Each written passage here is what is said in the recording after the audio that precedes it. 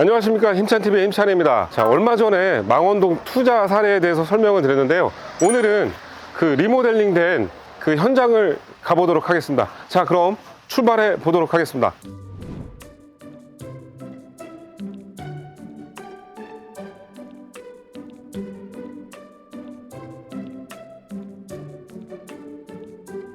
자, 이 현장은 저번 시간에 설명드렸던 망원동 투자 사례인데요. 자, 오늘 리모델링 공사가 거의 마무리돼서 시청자 여러분들한테 한번 보여드리러 나왔습니다. 건물을 매입하신 이 대표님은 정말 올해 운수가 좋으신 것 같습니다. 리모델링 공사 끝나기 전에 임대차 계약이 성사가 됐습니다.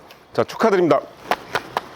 살면서 운이 들어오는 때가 있는데요, 이 분은 올해 그런 운이 들어오는 한 해인 것 같습니다. 물론 그 운은 그냥 들어오는 건 아니겠죠. 투자에 대한 관심과 공부를 통해서 본 매물을 보고 빠른 결정을 할 수 있었고요, 운도 많이 따라줘서 이런 좋은 결과가 나온 것 같습니다. 본 건물은 1월 말경에 계약을 했고요, 잔금은 3월 말 정도에 잔금을 치렀는데 중간에 여러 가지 일들이 많았습니다. 하지만 무사히 잔금을 치를 수 있었고요, 저번 영상에서 매입하고 명도된 부분을 보여드리면서 설명을 드렸는데, 본 건물을 리모델링한 외관의 모습이 이렇게 바뀌었습니다.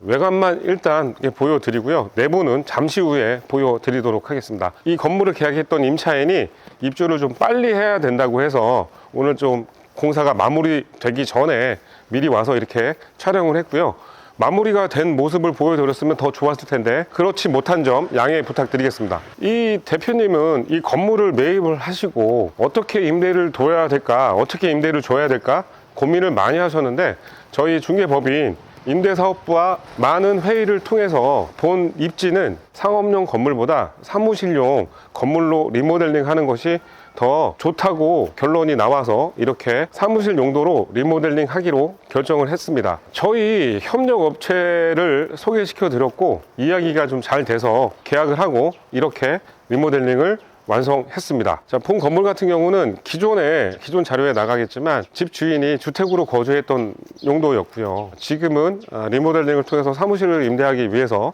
자, 이렇게 개방감 있게 창을 좀 이렇게 넓혔고요, 1층 부분을 여기에 이제 캐노피가 있었는데 캐노피나 이런 것도 다 철거를 하고 공간을 만들어서 사무용 공간을 활용하기 편하게끔 이렇게 시공을 했습니다. 자, 그러면 내부 들어가서 더 자세하게 보여드리면서 설명을 드리도록 하겠습니다. 공사 마무리는 다음 주 한 월요일이나 화요일 정도면 이 내부 이제 에어컨, 냉난방기를 설치를 한 다음에 이제 마지막 준공 청소를 하고 그 다음에 새로운 임차인이 입주해서 사용할 예정입니다. 예전에 방송에서도 설명드렸는데 이 건물은 용도 변경하기 위해서 불법 건축물을 철거를 해야만 했습니다.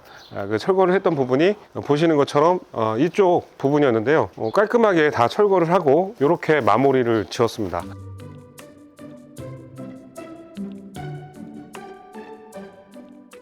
건물은 예전 영상을 보시면 알겠지만 룸이 3개가 있었습니다. 이 룸을 철거할 수 있는 부분을 최대한 철거를 했고 구조 보강이랑 이런 것들 다 했고요, 그 다음에 이 1층 층고가 좀 낮은 부분이 있었는데 위에 있는 거를 다 철거를 한 다음에 노출 청장을 이렇게 만들어 놨습니다.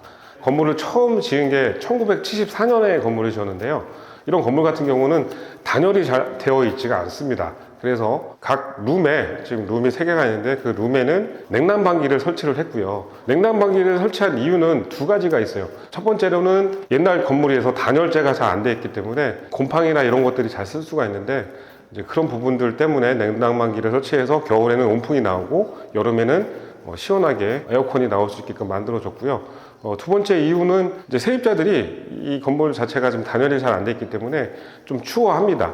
그래서 이 건물 같은 경우는 원래 주택이라 바닥 난방이 되어 있었지만 이 건물을 임대하는 목적은 사무실 용도였기 때문에 이 바닥에 있는 이 보일러 같은 거를 다 철거를 해서 그냥 지금 보시는 것처럼 에폭시로 마감을 했습니다.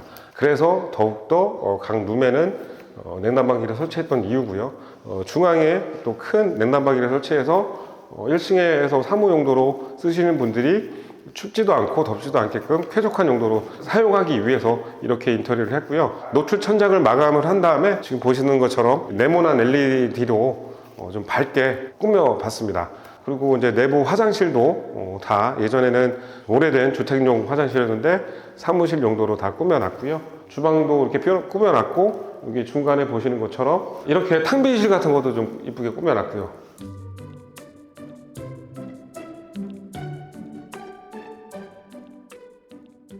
2층 내부에 와 있습니다. 보시는 것처럼 내부 마감은 1층하고 동일하게 바닥은 에폭시를 했고, 위에는 여기에 층고가 좀 높았습니다. 너무 높아서 마감을 한 다음에 1층하고 똑같이 네모난 LED 조명으로 마감을 했고요. 지금 이 목적에 맞게끔 너무 이쁘게 잘 꾸며 놓은 것 같습니다. 뭐 이렇게 보시면 다 아시겠지만 이 공사를 한 업체가 잘하는 것 같습니다.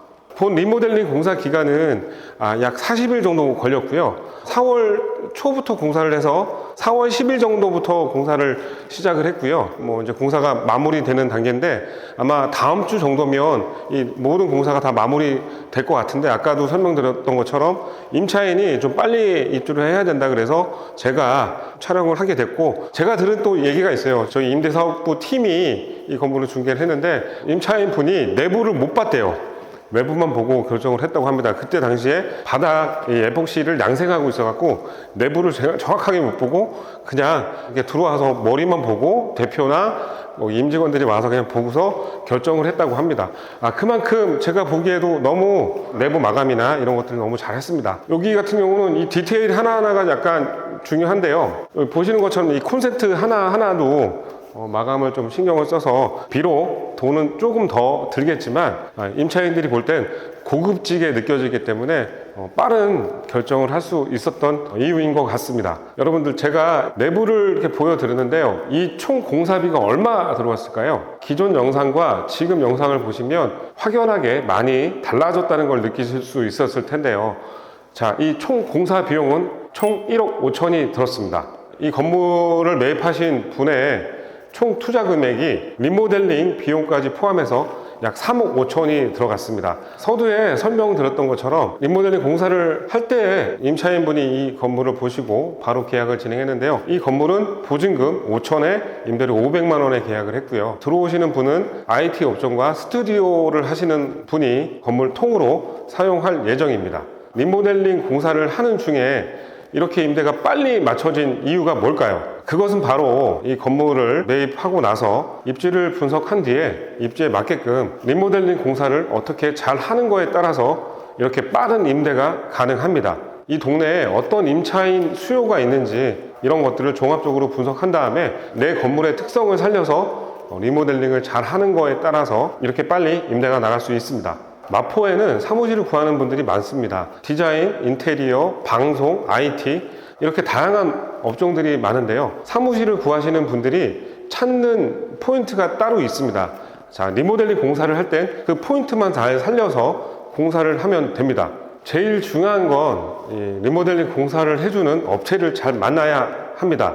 디자인과 공사 능력까지 잘 갖춰진 업체를 만나야 하는데요. 그리고 또 제일 중요한 건 합리적인 가격으로 공사를 해줄 수 있는 업체를 만나야 합니다. 인테리어나 공사하는 업체가 처음에는 다 해줄 것처럼 이야기를 들어주다가 나중엔 다른 이야기를 합니다. 추가 비용을 요구하는데요. 심지어 공사를 하다가 중간에 공사를 그만두고 현장을 떠나시는 분들도 많습니다.